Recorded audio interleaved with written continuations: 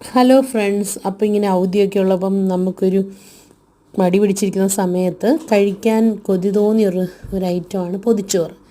നമ്മൾ നോർമലി എപ്പോഴും ഉണ്ടാക്കുന്നൊരു സാധനമാണ് പൊതിച്ചോറ്. വീട്ടിലാണെങ്കിലും വീട്ടിലാണെങ്കിൽ നമ്മൾ വാട്ടിയ ഇലയിലൊക്കെയാണ് ചോറും കറിയും കിട്ടുന്നത്. ഇലയൊന്നും വാട്ടിയിട്ടില്ല, വേറൊരു ഡിഫറെൻറ്റ് സ്റ്റൈലായിരുന്നു. ഞങ്ങൾ ഒരു പൊതിയാണ് രണ്ടുപേരുടെ വാങ്ങിച്ചത്. ആവശ്യത്തിലധികം ചോറും ആവശ്യത്തിന് കറികളും എല്ലാം ഉണ്ടായിരുന്നു.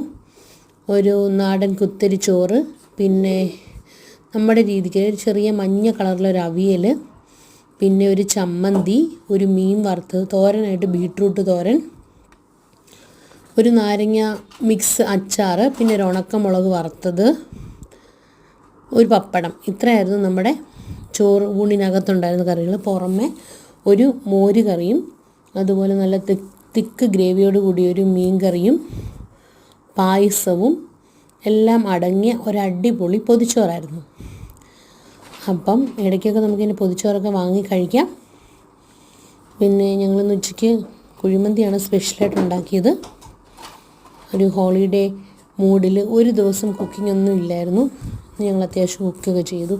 പുറത്തൊക്കെ ഒന്ന് പോകാൻ വേണ്ടി പ്ലാൻ ഇട്ടിരിക്കുകയാണ്. പിന്നെ ഇത്രേ ഉള്ളൂ video. Thanks for watching our video.